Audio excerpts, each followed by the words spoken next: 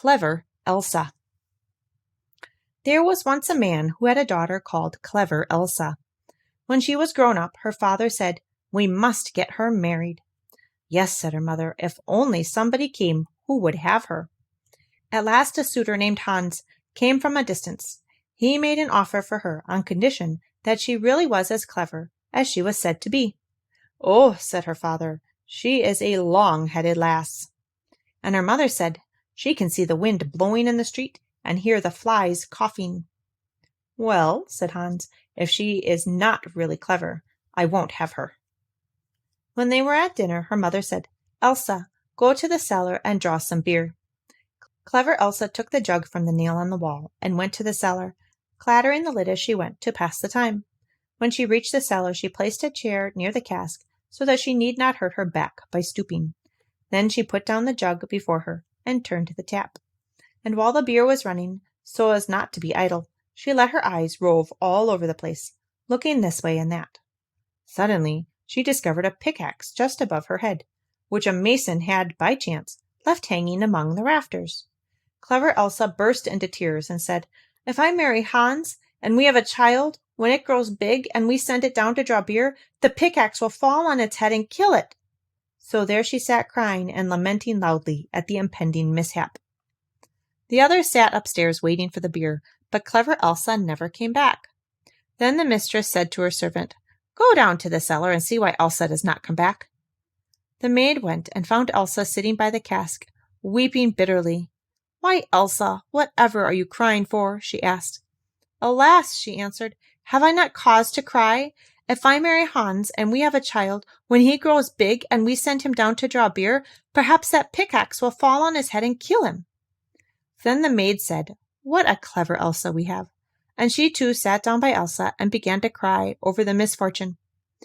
After a time, as the maid did not come back, and they were growing very thirsty, the master said to the serving men, "Go down to the cellar and see what has become of Elsa and the maid." The man went down, and there sat Elsa and the maid weeping together. So he said, "What are you crying for?" "Alas," said Elsa, "have I not enough to cry for? If I marry Hans and we have a child and we send it, when it is big enough, into the cellar to draw beer, the pickaxe will fall on its head and kill it." The man said, "What a clever Elsa we have." And he, too, joined them and howled in company. Well, the people upstairs waited a long time for the serving man, but he did not come back. The husband said to his wife, "Go down to the cellar yourself and see what has become of Elsa." So the mistress went down and found all three making loud lamentations, and she asked the cause of their grief. Well, then Elsa told her that her future child would be killed by the falling of the pickaxe when it was big enough to be sent to draw the beer. Her mother said with the others, "Do you ever see such a clever Elsa as we have?" Her husband upstairs waited some time, but as his wife did not return and his thirst grew greater, he said, "I must go to the cellar myself and see what has become of Elsa." But when he got to the cellar and found all the others sitting together in tears, caused by the fear that a child which Elsa might one day have, if she married Hans, might be killed by the falling of the pickaxe when it went to draw beer, he too cried, "What a clever Elsa we have!" Then he too sat down and added his lamentations to theirs. The bridegroom waited alone upstairs for a long time. Then, as nobody came back, he thought, "They must be waiting for me down there. I must go and see what they are doing." So down he went, and when he found them all crying and lamenting in a heartbreaking manner, each one louder than the other, he asked, "What misfortune can possibly have happened?" "Well, alas, dear Hans," said Elsa, "if we marry and have a child, and we send it to draw beer when it's big enough, it may be killed if that pickaxe left hanging there were to fall on its head. Have we not cause to lament?" "Well," said Hans, "more wits than this I do not need. And you are such a clever Elsa, I will have you for my wife." He took her by the hand, led her upstairs, and they celebrated the marriage. When they had been married for a while, Hans said, "Wife, I am going to work to earn some money.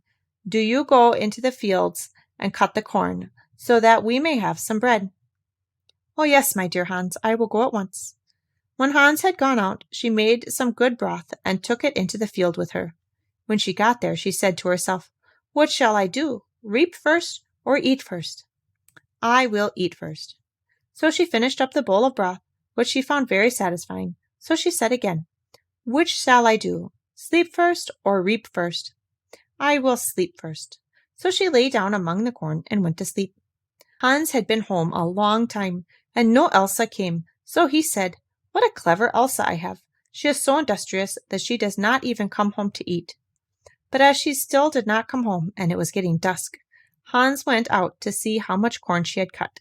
He found that she had not cut any at all, and that she was lying there fast asleep. Hans hurried home to fetch a fowler's net with little bells in it, and this he hung around her without waking her.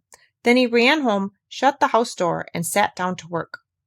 At last, when it was quite dark, clever Elsa woke up, and when she got up there was such a jangling, and the bells jingled at every step she took.